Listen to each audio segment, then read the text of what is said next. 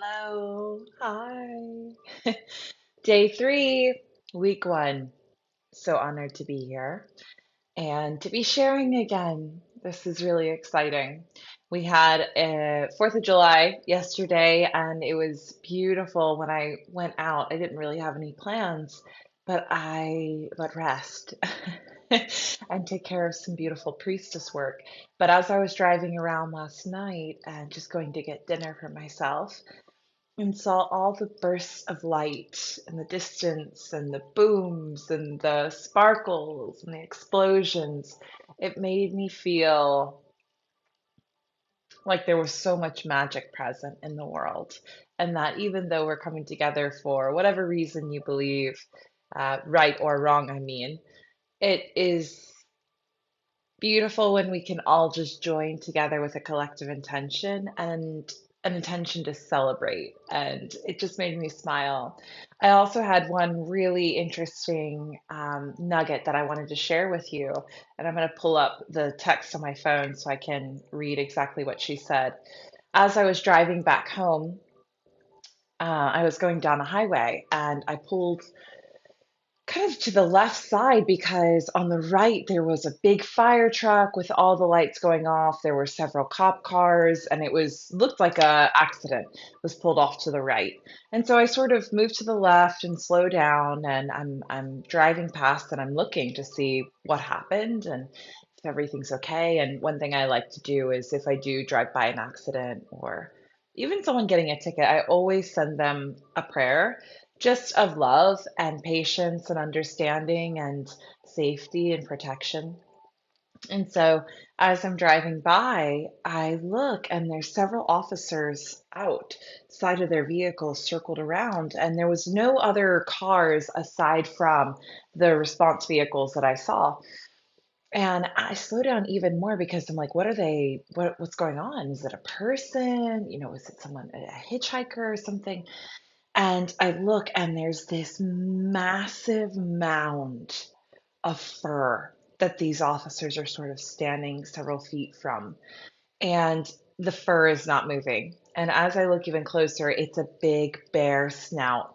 So it's this massive black bear that I don't know must have gotten hit by a car or died in some way.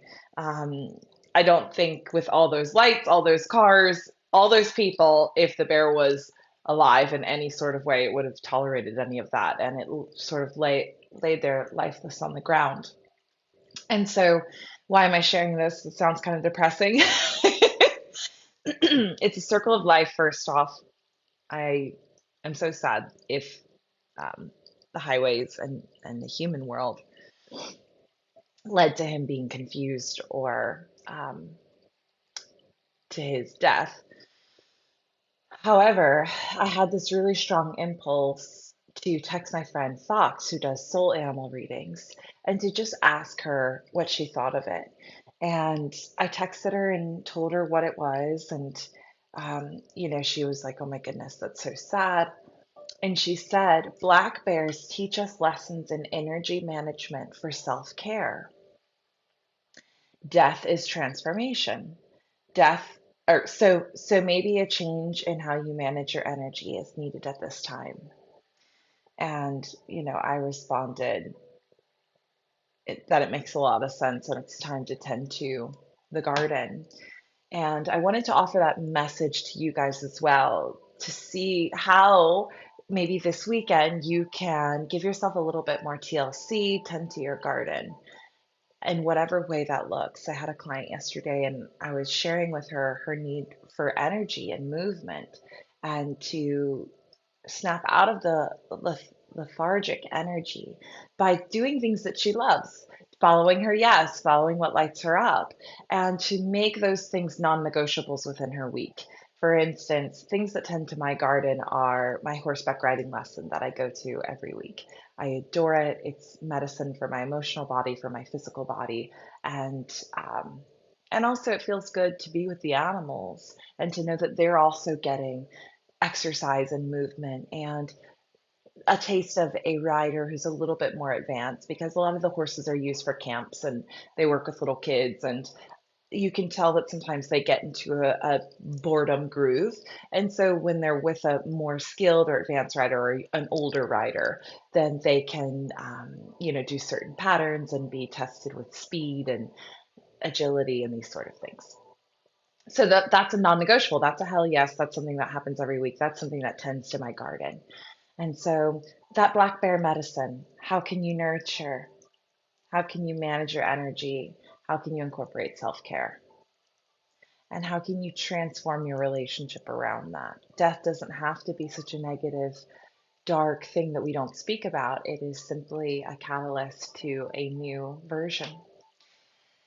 So, today's story time. I have one more story for you, and this is remarkable. So, if you watched yesterday's episode, you're going to be mind blown. If you haven't watched it yet, please do. I think it's 12 minutes long, 13 minutes long, something like that. In short, I'll update you if you don't want to go watch it. I shared a message that I was given from a Mayan elder at a ceremony last week in Guatemala. The Mayan elder requested that I get two types of stones in order to protect myself from negative energy coming in, dark magic, etc. I had shared this video yesterday, and then I went to the office and had clients back to back to back. The client that came in hadn't seen the video yet, didn't know the story yet because yesterday's video was the first time I had told the story publicly. And so she comes in, she sits down. It's a beautiful human design session. And she says, I have a gift for you. And I'm always so honored. I'm like, wow, you thought of me, you have a gift for me. Gifts isn't really my love language. It's not my first one, but gifts like this give my other love languages a run for their money.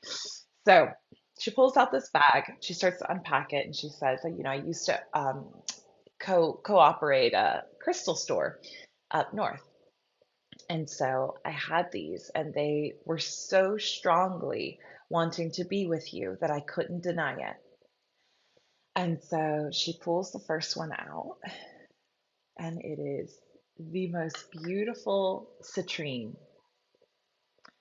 And as some of you buffs will know, natural citrine is really clear like this.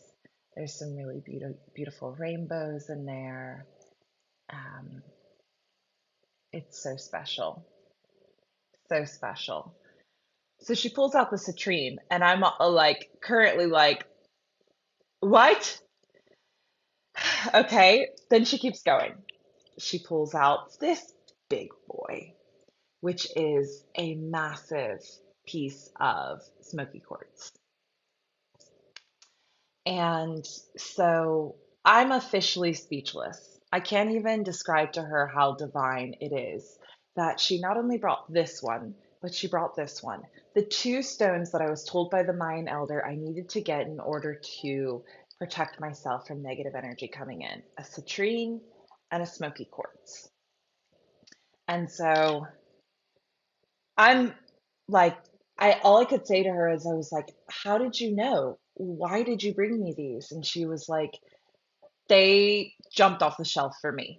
The citrine, also, just so you know, is especially hard for me to gift to people because I love it so much. But this piece was very clear that it needed to be with you, and the smoky quartz as well. And so I was just like laughing, like, thank you, Spirit. I feel like your favorite child right now. Just wow, not even a week later being told and requested to get the stones and being gifted them from a beautiful, wonderful soul, the most special soul. That client of mine, she has a heart of gold. And then lastly, she brought me one other stone. And this one was an homage to cacao. And it is a beautiful sphere. It is an ocean jasper, and it looks like the earth, is what she said, and I resonate with that too. It is so stunning.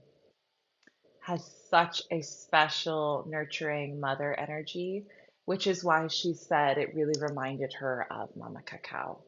So here we are, living in a desire manifested. And that was the main reason why I wanted to share this story is that the amount of resistance I had to these crystals coming in was little to none. In fact, I had such a strong resonance when the Mayan elder shared with me that I needed to bring these stones into my practice to protect me, that I sort of just sent out a prayer of like, okay, I'll find them, they'll find me, and I'm excited to see in what way they're going to come up. Because I was very open to them also coming up in jewelry or, smaller stones. I hadn't even envisioned how powerful these massive ones were. And I didn't envision them being just gifted to me, but I know that I had very little resistance to any of those possibilities. And so just pulsating the desire of I would really like those stones. And I told you all the story yesterday. And I think you could tell there was little resistance to me needing to find the stones. There was no panic. It was just, they're coming to me. I'm going to find them perfectly. Now, of course, I could go online and order them, or I could go to the crystal shop and hunt them down. But I wanted them to come to me divinely. That was something I was pretty clear on. And wish fulfilled, manifestation time 1 week. Yeah, I'm into that. So I am I am practicing using this method with some other things that I might want to call in and other desires that I have. And I thought that sharing this manifestation story would be really powerful around a new moon in particular when we are often more inclined to think about calling in new manifestations, planting new seeds, new desires, and wishes. So I hope that this story helps you. And I hope that if there's something you've been wanting for a very long time, or it feels like a very long time, maybe notice if you've built up some resistance around that thing coming in. See if you can increase your belief that you are deserving, that you are worthy, and that it is possible and that it does exist in the world. See if you can increase your knowing that it's on the way to you in the most perfect time, in the most divine alignment, and to continue showing up for your day. So, this client asked to book in with me, and I was able to get her in so soon and was able to show up and be present and continue pulsating out that desire. And she picked it up and responded. She was the most available, least resistant response to that request. And so I do believe, and this is Abraham Hicks now that I'm talking, manifestation strategies. I do believe that the stones would have came to me in another way if it hadn't have come through her. Now I'm so glad they did come through her, and I'm so honored by the gift and so grateful it came in so quickly. But I do know that the universe is infinite. It would have kept throwing me pitches, and as long as I was showing up for them, I would have received them. And so this is the same way when we're manifesting a partner, a lover, a friend, a job opportunity, money, abundance. So I will ask you to increase your level of belief and knowing that you are worthy and deserving, decrease your thoughts around it's not coming, it's too late, I'm off balance, I'm not worthy. So you want to increase the belief level, decrease the unworthiness beliefs, and watch as the universe lines up the most available solution to your desire. And keep me posted. Let me know. I want to hear some magical manifestation stories because this one is just too damn good not to share. Ah, your girl is officially protected. I hope you have a beautiful weekend. I will see you tomorrow for day 4. I love you all.